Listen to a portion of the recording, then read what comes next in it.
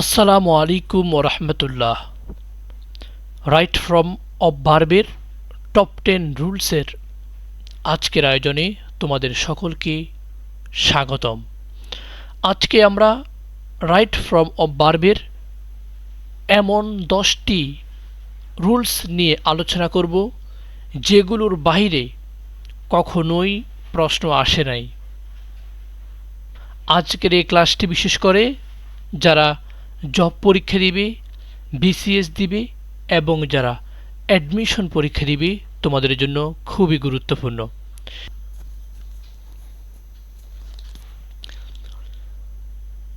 প্রথমে আমরা right form of ভার্বের টপ 10 গুরুত্বপূর্ণ 10টা রুলস দেখে নিব। তারপর তোমরা যারা 7 কলেজে পরীক্ষা দিবে তোমাদের জন্য গাইডলাইন থাকবে এই মাত্র কয়েকটা দিনে তোমরা কী করে তোমরা 7 কলেজকে তোমরা ক্র্যাশ করতে পারবে, যাদের কোথাও চান্স হয় নাই, এনইউ সহ যে কোনো বিশ্ববিদ্যালয় বা যে কোনো জায়গায় তোমাদের যাদের কোনো জায়গায় চান্স হয় নাই, তোমরা কিভাবে পড়লে 7 কলেজে চান্স পাবে সেটা তোমাদের জন্য ভিডিও শেষে তোমাদেরকে আমি দেখিয়ে দিব কিভাবে কি পড়লে তোমরা শেষ মুহূর্তে তোমরা চান্স পাবে। এখন আমরা আলোচনা করব রাইট ফ্রম অফ ভার্বের টপ 10 রুলস নিয়ে। রুলস 1, যখন তোমরা দেখবে একটা সেন্টেন্সে had rather, let, would better, had better, need not, do not, does not, did not এবং ডিড নেভার ইত্যাদি যখন তোমরা দেখবে কোনো সেন্টেন্সে আছে তখন তোমরা তারপর ভার্বের প্রেজেন্ট ফর্ম বসিয়ে দিবে, তথা তোমরা এইগুলো যখন দেখবে তারপর যদি কোনো ভার্ব আসে তাহলে তোমরা সেই ভার্বের বেস ফর্ম করে দিবে। তোমরা কখনোই V2 করবে না এবং ফার্স্ট পার্টিসিপল করবে না, তোমরা সর্বদাই ভার্বের বেস ফর্ম বসিয়ে দিবে। দেখো আমরা এখন একটা এক্সাম্পল লক্ষ্য করি। আই নিড নট, দেখো নিড নট এখানে আছে, আই নিড নট, দেখো তো আমরা দেখি এখানে আছে কিনা, দেখো নিড নট। আমরা বলেছিলাম যদি দেখো কোনো সেন্টেন্সে নিড নট আছে তাহলে তোমরা তারপরের যে ভার্বটা আসবে, দেখো ডু একটা ভার্ব, যে ভার্বটা আসবে সেই ভার্বে তোমরা বেস ফর্ম করে দিবে। আমরা জানি ডু এর 3টি ভার্ব, 3টি ফর্ম রয়েছে, ডু, ডিড, ডান। তাহলে আমরা এখানে ডু করেছি মানে ভার্বের বেস ফর্ম আমরা বসিয়ে দিয়েছি। দেখো আমরা আরেকটা এক্সাম্পল লক্ষ্য করি। আই হ্যাড ব্যাটার, দেখো এখানে হ্যাড ব্যাটার আছে, আমরা দেখি এখানে আমাদের রুটসে হ্যাড ব্যাটার আছে কিনা। দেখো আমরা এখানে দেখতে পাচ্ছি হ্যাড ব্যাটার, তাহলে আমরা এখানেও দেখতে পাচ্ছি। তাহলে আমাদের রুলস হচ্ছে যদি কোনো সেন্টেন্সে আমরা দেখতে পাই হ্যাড ব্যাটার আছে তাহলে পরবর্তী ভার্ব যেটা আসবে তার আমরা B1 করে দিব। আমরা কখনোই ফার্স্ট টেন্স করব না এবং ফার্স্ট পার্টিসিপল করব না। এখানে দেওয়া আছে গো, আমরা জানি গোর 3টা ফর্ম রয়েছে, গো, ওয়েন্ট, গন। আমরা এখানে B1 তথা গো বসিয়েছি কেন, আমরা জানি কোনো সেন্টেন্সে যদি তোমরা দেখো হ্যাড ব্যাটার তাহলে তোমরা সেখানে অবশ্যই পরবর্তী ভার্বের বেস ফর্ম বসিয়ে দিবে। এই একটা রুল থেকে বিগত বছর তুমি যদি একটু প্রশ্নকে অ্যানালাইসিস করো তুমি দেখবে প্রতিটি পরীক্ষায় তুমি একটা না একটা প্রশ্ন এখান থেকে পাবেই। তাহলে আশা করি তোমরা 1 নম্বর রুলসটা খুব সুন্দরভাবে বুঝে গিয়েছ। তাহলে এখন আমরা আলোচনা করব 2 নম্বর রুলস নিয়ে।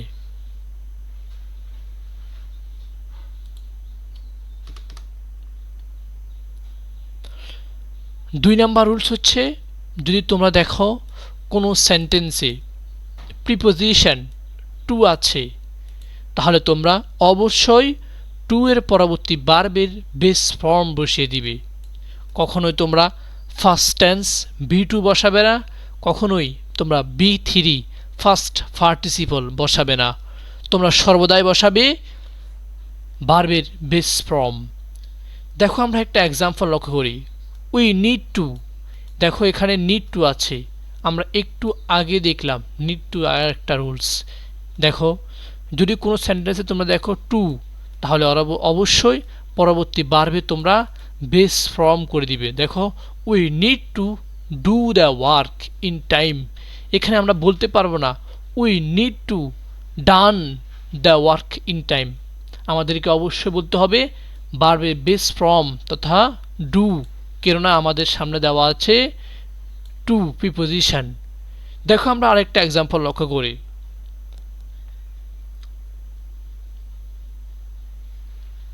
দেখো এখন তাহলে আমরা আরেকটা এক্সাম্পল লক্ষ্য করি।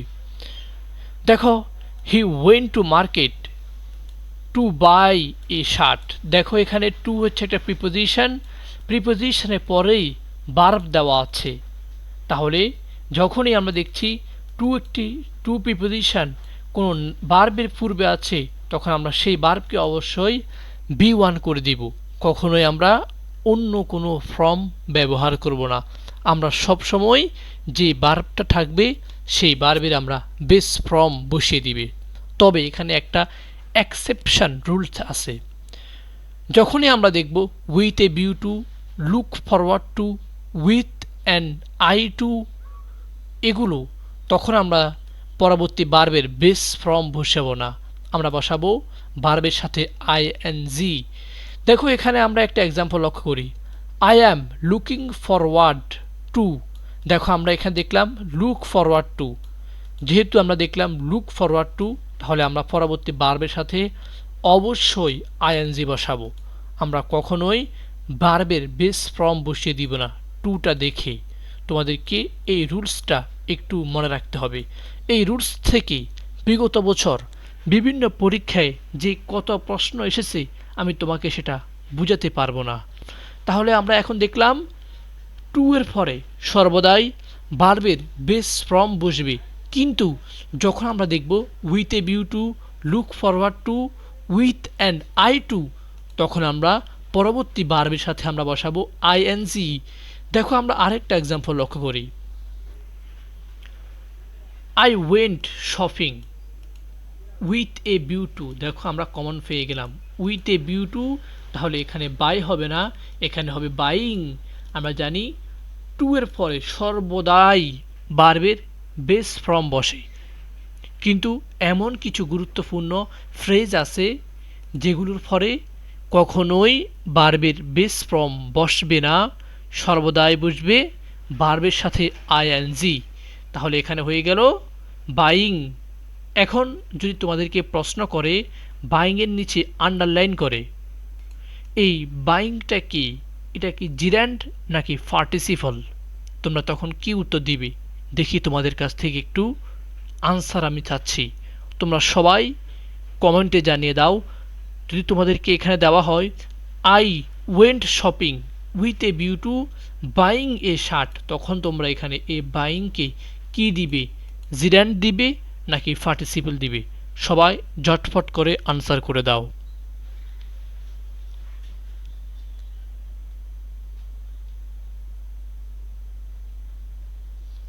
ওকে, তোমরা যারা রাইট আনসার করেছ তোমাদের সকলকে অভিনন্দন, কিন্তু যারা সঠিক উত্তরটা করতে পারো নাই একটু বুঝে নাও।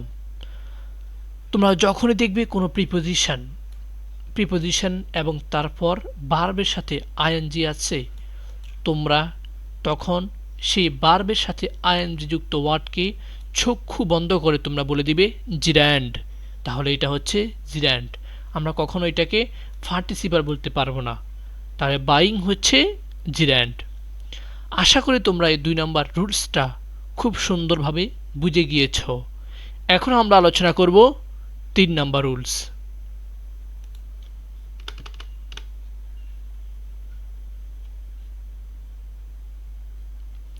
দেখো 3 নম্বর রুলস কি দেওয়া আছে। যদি তোমরা দেখো কোনো ভার্বের পূর্বে দেওয়া আছে mind, would you mind, fast, worth, can not help, could not help, যদি তোমরা দেখো কোনো ভার্বের পূর্বে দেওয়া আছে, তখন তোমরা সেই ভার্বকে করে দিবে ING যুক্ত। কখনোই তোমরা B1 বা B2 বসাবে না। তাহলে কি হলো, যদি তোমরা কোনো সেন্টেন্স দেখতে পাও mind, would you mind, fast, worth, can not help, could not help, তাহলে তোমরা পরবর্তী যে ভার্বটা আসবে তার সাথে তোমরা আইএনজি বসিয়ে দিবে।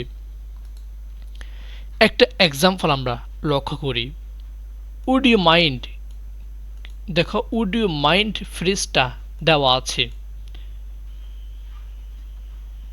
তাহলে আমরা কি পরবর্তী ভার্বের সাথে আইএনজি বসাবো না? আমরা অবশ্যই পরবর্তী ভার্বের সাথে আইএনজি বসাবো। আমরা কখনোই এখানে দিতে পারবো না would you mind give me the book, এখানে আমাদেরকে অবশ্যই বলতে হবে would you mind giving me the book, কেননা এখানে একটা ফ্রেজ আছে উড ইউ মাইন্ড। যখনই তোমরা দেখবে উড ইউ মাইন্ড কোনো সেন্টেন্স দেওয়া আছে তখন তোমরা তার পরবর্তী ভার্বের সাথে অবশ্যই বসিয়ে দিবে আইএনজি। আমরা দেখো 2 নম্বর এক্সাম্পলটা লক্ষ্য করি, হি ক্যান নট হেল্প, দেখো আমরা এখানে পেয়ে গেলাম ক্যান নট হেল্প, এখানে যদি থাকতো কুড নট হেল্প কোনো সমস্যা নাই, আমরা পরবর্তী ভার্বের সাথে আইএনজি বসিয়ে দিতাম। তাহলে আমরা আশা করি এই 3টা রুল খুব সুন্দরভাবে বুঝে গিয়েছি। তাহলে এখন আমরা আলোচনা করব আজকের মোস্ট ইম্পর্টেন্ট রুলসের 4 নাম্বার রুলস। দেখো রুলস 4 নাম্বার হচ্ছে, যদি তোমরা দেখো কোনো সেন্টেন্সে কনজাংশন হিসেবে অ্যাজ ইফ অথবা অ্যাজ দো আছে, তাহলে তোমরা পরবর্তী সাবজেক্টের পরে তোমরা অবশ্যই ভার্বের ফার্স্ট টেন্স ওয়ার বসাবে। যদিও এইখানে সাবজেক্ট থাকে থার্ড পারসন সিঙ্গুলার নাম্বার, যে কোনো সাবজেক্ট থাকুক, হোক সেটা থার্ড পারসন সিঙ্গুলার বা অন্য যে কোনো সাবজেক্ট থাকুক, যখনই তোমরা দেখবে কোনো সেন্টেন্সে অ্যাজ ইফ এবং অ্যাজ দো আছে, তখন তোমরা সেই সেন্টেন্সে সাবজেক্টের পর্বে অবশ্যই ওয়াজ না বসিয়ে তোমরা বসাবে ওয়ার। তাহলে আজকের 4 নাম্বার রুলসটা হচ্ছে কি, যদি তোমরা দেখো কোনো সেন্টেন্সে অ্যাজ ইফ অথবা অ্যাজ দো আছে, তাহলে তোমরা পরবর্তী সাবজেক্টের পরে তোমরা ফার্স্ট টেন্সের অক্সিলারি ভার্ব হিসেবে ওয়াজ না বসিয়ে তোমরা বসাবে ওয়ার। এখানে সাবজেক্ট যদিও থাকে থার্ড পারসন সিঙ্গুলার নাম্বার, আমরা জানি থার্ড পারসন সিঙ্গুলার নাম্বারের যখন সাবজেক্ট হয় তখন ভার্ব হবে ওয়াজ, ওয়ার কখনোই বুঝবে না। কিন্তু এই রুলসটা হচ্ছে একটি ব্যতিক্রম, তাই তোমাকে এই রুলসটা সম্পর্কে খুব ভালোভাবে তোমাকে ধারণা রাখতে হবে। এখন আমরা চলো তাহলে 2 নম্বর এক্সাম্পলটা একটু লক্ষ্য করি। হি অ্যাক্টস, দেখো এখানে হি হচ্ছে কি third person singular number, verb হচ্ছে অ্যাক্ট, এখানে অ্যাক্টের সাথে এস বা ইয়েস যুক্ত হয়েছে কারণ subject third person singular number. He acts as though he war A hero, দেখো হি আছে, আমরা জানি অ্যাজ দো যদি কোনো সেন্টেন্সে কনজাংশন হিসেবে থাকে তাহলে পরবর্তী ভার্বের অক্সিলারি ভার্ব হিসেবে আমরা ওয়াজ না বসিয়ে ওয়ার বসাবো। তো আশা করি তোমরা এই রুলস 4টা খুব সুন্দর করে বুঝেছ। এখন আমরা যাব রুলস 5।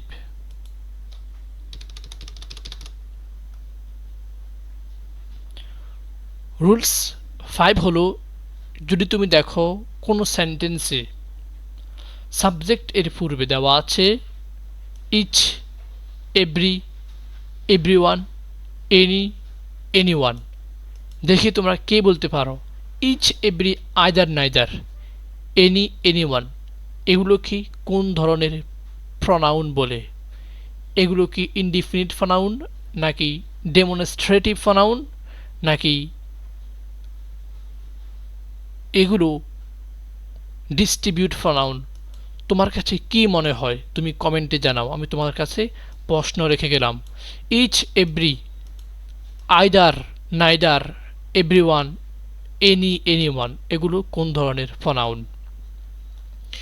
তারপর তুমি যদি দেখো many a, everybody, everything, anybody, nobody, no one, nothing, anything, someone, something, one of, either, neither ইত্যাদি তুমি যদি দেখো কোনো সেন্টেন্সে সাবজেক্ট হিসেবে বসছে বা সাবজেক্টের পূর্বে বসেছে, তোমরা তাহলে পরবর্তী ভার্বকে সিঙ্গুলার করে দিবে। তাহলে 5 নম্বর রুল হচ্ছে, যদি তোমরা দেখো কোনো সেন্টেন্সে each, every, either, neither, anyone, many, everybody, everything, anybody, anything, nobody, no one, nothing, anything, someone, something, এগুলো যদি তুমি দেখো কোনো সেন্টেন্সে সাবজেক্ট হিসেবে বসেছে, তুমি পরবর্তী ভার্বকে অবশ্যই সিঙ্গুলার করে দিবে। তুমি কখনোই ভার্বের সাথে এস বাই এস ছাড়া বসাতে পারবে না। অবশ্যই তুমি পরবর্তী ভার্বের সাথে এস বাই এস করে সিঙ্গুলার করতে হবে। দেখো আমরা একটা এক্সাম্পল লক্ষ্য করি। এভরি ফাদার, প্রত্যেক বাবা, ডেডিকেটেড, দেখো এখানে ডেডিকেট এস বাই এস যুক্ত হয়েছে কেন? সাবজেক্ট হিসেবে আমরা দেখতে পাচ্ছি এভরি, এভরি দেওয়া আছে। এখানে সকল বাবাকে আমরা বুঝাই নাই, আমরা বুঝেছি একজন করে। এভরি মানে প্রত্যেকেই, মানে আলাদা আলাদাভাবে, একত্রে না। তাই আমরা ভার্বের সাথে আমরা কি বসাবো? এস বাই এস বসাবো। তোমরা এই রুলসটা একটু গুরুত্বপূর্ণ মনে করে তোমরা খুব ভালোভাবে এটাকে একটু দেখে নিবে। এই রুলস থেকে বিগত বছর বিভিন্ন পরীক্ষায় প্রশ্ন এসেছে। তাহলে আমরা কি দেখলাম? যদি কোনো সেন্টেন্স তোমরা দেখো এই মার্কারগুলো আছে সাবজেক্ট হিসেবে, তাহলে তোমরা অবশ্যই পরবর্তী যে ভার্ব থাকবে সেই ভার্বের কি করবে? অবশ্যই তোমরা সিঙ্গুলার ফর্ম বসাবে বা প্রেজেন্ট ফর্ম বসাবে। দেখো আমরা একটা এক্সাম্পল লক্ষ্য করি। Each of the student was present. এখানে সাবজেক্ট কেন? ইচ হলো সাবজেক্ট। আমরা জানি প্রিপোজিশনের পূর্বে সর্বদাই সাবজেক্ট বসে, তাই যেহেতু সাবজেক্ট হিসেবে আমরা দেখতে পাচ্ছি ইচ আছে, তাহলে আমরা অবশ্যই পরবর্তী ভার্বের সিম্পল টেন্স বা প্রেজেন্ট ফর্ম করে দিব। কখনো আমরা ফার্স্ট টেন্স বসাবো না, কখনো আমরা পার্টিসিপল বসাবো না। এখন আমরা দেখব নাম্বার 6 রুলস।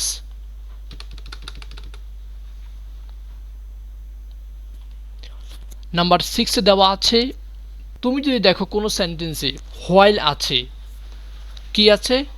এ হোয়াইল আছে, এবং তারপর সাবজেক্ট না এসে শুধু ভার্ব চলে আসে, তাহলেই তুমি ভার্বের সাথে আইএনজি করে দিবে।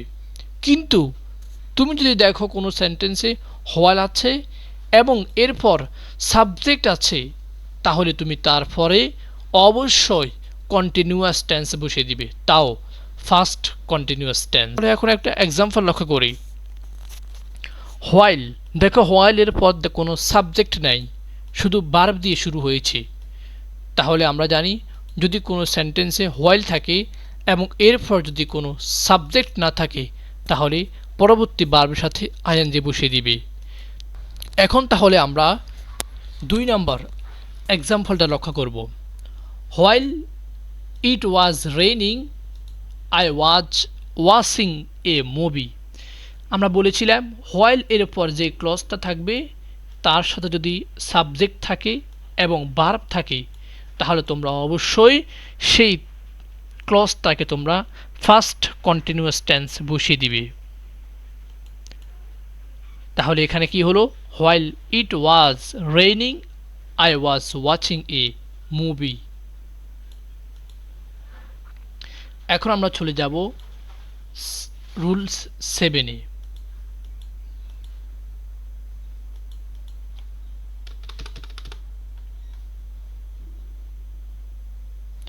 রুল 7 খুবই গুরুত্বপূর্ণ। এটি হচ্ছে বিফোর এবং আফটারের রুলস। আমাদেরকে শর্টকাট টেকনিকে আমরা মনে রাখব, আফটার হচ্ছে পরে। তুমি মনে রাখো আফটার অর্থ পরে, বিফোর অর্থ আগে। তাহলে তুমি যখন দেখবে একটা সেন্টেন্সে আফটার এবং বিফোর থাকবে, তুমি তার আফটারের পরে তুমি করে দিবে ফার্স্ট পারফেক্ট টেন্স। আর যখন তুমি দেখবে বিফোর আছে কোনো সেন্টেন্সে, তুমি আফটারের বা বিফোরের আগে যে ক্লজটা থাকবে সেই ক্লজটাকে তুমি করবে ফার্স্ট পারফেক্ট টেন্স। এখন আমরা চলো একটা এক্সাম্পল লক্ষ্য করি। দেখো, the train had lift the station before we reached. দেখো এখানে দেওয়া আছে বিফোর। আমরা জানি যদি কোনো সেন্টেন্সে বিফোর থাকে, বিফোর মানে কি আগে, তাহলে তার আগের যে ক্লজটা থাকবে সেটাকে আমরা করে দিব ফার্স্ট পারফেক্ট টেন্স। কিন্তু আমরা যখন দেখব কোনো সেন্টেন্স দেওয়া আছে আফটার, তাহলে আমরা কি করব, আফটারের পরে আমরা করে দিব ফার্স্ট পারফেক্ট টেন্স। দেখো, দ্য পেশেন্ট হ্যাড ডাইড, এখানে হচ্ছে এটা হচ্ছে ফার্স্ট পারফেক্ট টেন্স। তাহলে আমরা এই একটা জটিল রুলসকে আমরা খুব সহজে কিভাবে আমরা শিখে ফেললাম। আমরা জানি বিফোর অর্থ পূর্বে আর আফটার অর্থ পরে। তাহলে তোমরা যখন দেখবে একটা সেন্টেন্সে কনজাংশন হিসেবে তোমরা বিফোরকে পাবে, তখন তার আগেই তোমরা বসিয়ে দিবে ফার্স্ট পারফেক্ট টেন্স। কিন্তু যখন তোমরা দেখবে কোনো সেন্টেন্সে দেওয়া আছে কনজাংশন হিসেবে আফটার, তাহলে তোমরা আফটারের পরবর্তী যে ক্লজটা থাকবে তাকে তোমরা করে দিবে ফার্স্ট পারফেক্ট টেন্স, এবং অন্য যে ক্লজ থাকবে সেটাকে তুমি করবে ফার্স্ট ইনডিফিনিট টেন্স। আশা করি এই তোমরা 7 নম্বর রুলসকে তুমি খুব সহজে তুমি বুঝে গিয়েছ। এখন আমরা যাব আজকের 8 নম্বর রুলসে। ক্লাসটা তোমার কেমন লাগছে একটু কমেন্টে জটফট করে জানিয়ে দাও। 8 নম্বর রুলসটা একটু বড় হবে। এটি হচ্ছে একটি পুরো অধ্যায় ইংলিশ গ্রামারের কন্ডিশনাল সেন্টেন্স, কিন্তু আমরা এটাকে আজকে খুব সহজে আমরা শিখে ফেলব মাত্র একটা রুলসের মাধ্যমে। তুমি যদি যে কোনো একটা গ্রামার বুকস হাতে নাও, তুমি অবশ্য দেখতে পাবে ইংলিশ গ্রামারের টপিকের যে একটা লিস্ট আছে সেখানে কন্ডিশনাল সেন্টেন্স নামে তুমি একটা অধ্যায় খুঁজে পাবে। কিন্তু আজকে আমি খুব সহজে তোমাদেরকে বুঝিয়ে দিব এই রাইট ফর্ম অফ ভার্বের একটা রুলসের মাধ্যমে। আমরা জানি কন্ডিশনাল সেন্টেন্স 4 প্রকার। তাহলে আমরা বলতে পারি দেয়ার আর 4 টাইপস অফ কন্ডিশনাল। 1 নম্বর হচ্ছে জিরো কন্ডিশনাল এবং ফার্স্ট কন্ডিশনাল, সেকেন্ড কন্ডিশনাল এবং থার্ড কন্ডিশনাল। জিরো কন্ডিশনাল থেকে কখনোই প্রশ্ন আসে না, তাই আমরা আজকে জিরো কন্ডিশনালকে আমরা স্কিপ করব। ফার্স্ট কন্ডিশনাল, সেকেন্ড কন্ডিশনাল এবং থার্ড কন্ডিশনাল থেকে বিগত বছর বিভিন্ন পরীক্ষায় খুব বেশি আসতে দেখা যায়, তাই আমরা আজকে এই 3টা রুলসকে খুব ভালোভাবে আমরা শেষ করে ফেলব। এখন আমরা দেখব ফার্স্ট কন্ডিশনাল। ফার্স্ট কন্ডিশনালের একটা শর্টকাট রুলস আছে, তোমরা এই রুলসটা শুধু মনে রাখবে। তুমি যখন দেখবে কোনো সেন্টেন্সে ইফ আছে, তুমি তাহলে বুঝে নিবে সেটা কন্ডিশনাল সেন্টেন্স। এবং যখন দেখবে if plus present indefinite tense, যখন তুমি দেখবে ইফের পর প্রেজেন্ট ইনডিফিনিট টেন্স আছে, তুমি চোখ বন্ধ করে পরের ক্লজে তুমি ফিউচার ইনডিফিনিট টেন্স বসিয়ে দিবে। তাহলে কি বললাম, যদি তুমি দেখো কোনো সেন্টেন্সে ইফ আছে, তাহলে তুমি বুঝে নিবে সেটা হচ্ছে একটা কন্ডিশনাল সেন্টেন্স এবং সেটা হলো ফার্স্ট কন্ডিশনাল। কেন? যদি তুমি দেখো if plus present indefinite tense আছে, তুমি অবশ্যই পরবর্তী যে ক্লজটা থাকবে সেখানে তুমি বসিয়ে দিবে ফিউচার ইনডিফিনিট তথা সাবজেক্ট প্লাস উইল তথা, এবং তারপর বসিয়ে দিবে ভার্বের বেস ফর্ম। এই ছিল ফার্স্ট কন্ডিশনাল। অনেকে অনেকভাবে শেখায়, আমরা শিখলাম শর্টকাট টেকনিকই, কারণ আমাদের কথাই হলো আমরা ইংরেজি শিখব খুব শর্টকাট টেকনিকই। আমরা জটিল ইংরেজিকে করব একদম পানি। একটা এক্সাম্পল লক্ষ্য করি, ইফ ইট রেইনস। দেখো প্রেজেন্ট ইনডিফিনিট টেন্স, তার চিহ্ন হচ্ছে ভার্বের সাথে এস বা ইয়েস আছে, তাহলে আমরা পরবর্তী যে ক্লজটা থাকবে সেখানে আমরা করে দিব ফিউচার ইনডিফিনিট টেন্স। দেখো এখানে দেওয়া আছে if I have enough money. দেখো হ্যাবের পর ভার্ব নেই, তাহলে এটা হচ্ছে প্রেজেন্ট ইনডিফিনিট টেন্স।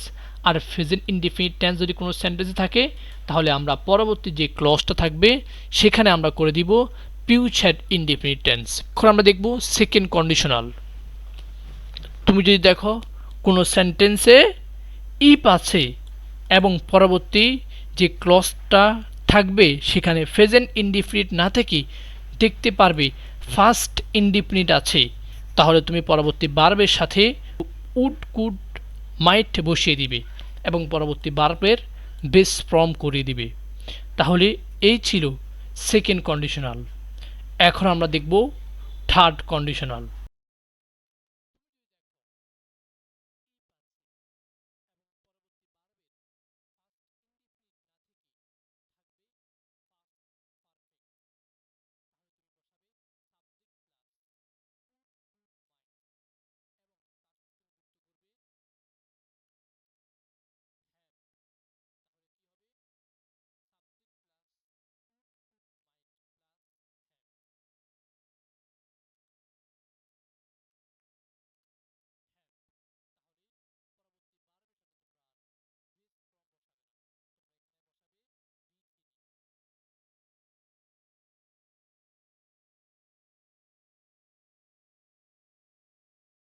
এই ছিল খুব শর্টকাট কন্ডিশনালের তিনটা নিয়ম। এগুলো যদি তুমি শর্টকাট টেকনিকে আমার মতো করে মনে রাখতে পারো তাহলে তোমার জন্য খুব পানি হয়ে যাবে। এখন আমরা দেখব আর দুইটা রুল বা একটা রুল যেগুলো গুরুত্বপূর্ণ। আমরা এখন ৮ নাম্বার রুলসটা আলোচনা করব। তুমি যদি দেখো একটা সিম্পল সেন্টেন্স, দুইটি ভার্ব আছে, তাহলে তুমি অবশ্যই প্রথম ভার্বের সাথে আইএনজি বসাবে না। তুমি দ্বিতীয় যে আরেকটা ভার্ব আছে তার সাথে তুমি আইএনজি বসিয়ে দিবে। দেখো একটা example, I like it. Like হচ্ছে একটি ভার্ব। দেখো লাইক হলো একটি ভার্ব, এর সাথে যখন আরেকটা ভার্ব আসছে তখন আমরা সেখানে আর B1 বসাবো না, আমরা বসাবো I like eating kacchi and biryani. দেখো আরেকটা এক্সাম্পল, দে এনজয়। দেখো এনজয় হলো একটা ভার্ব, যখন আরেকটা ভার্ব আসছে তখন আমরা তার সাথে আইএনজি করে বলবো they enjoy watching movies on the weekend. তাহলে আমরা কি বলবো, যখন আমরা দেখব একটা ভার্ব আছে এবং পরবর্তী আরেকটা ভার্ব আসতেছে তখন আমরা পরবর্তী যে ভার্ব আসবে তার সাথে আমরা আইএনজি বসিয়ে দিব। একটা শর্টকাট টেকনিক হচ্ছে, তুমি যদি দেখো কোনো সেন্টেন্সে ভার্ব আছে enjoy, avoid, like, would you mind, তাহলে তুমি পরবর্তী ভার্বের সাথে আইএনজি বসিয়ে দিবে। দেখো এখানে লাইক আছে, এখানে এনজয় আছে। আশা করি তোমরা এই শর্টকাট টেকনিকটা মনে রাখতে পারলে এই রাইট ফ্রম অফ ভার্ব খুব ইজি হয়ে যাবে।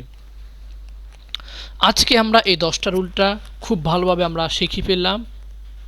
আশা করি যদি কোথাও তুমি রাইট ফ্রম অফ ভার্ব থেকে যদি তুমি প্রশ্ন দেখো তাহলে এই 10টা রুলের বাইরে জীবনে তুমি প্রশ্ন পাবে না। এই 10টা রুল ছিল ইংলিশ গ্রামারে রাইট ফ্রম অফ ভার্বের খুব গুরুত্বপূর্ণ 10টা রুল।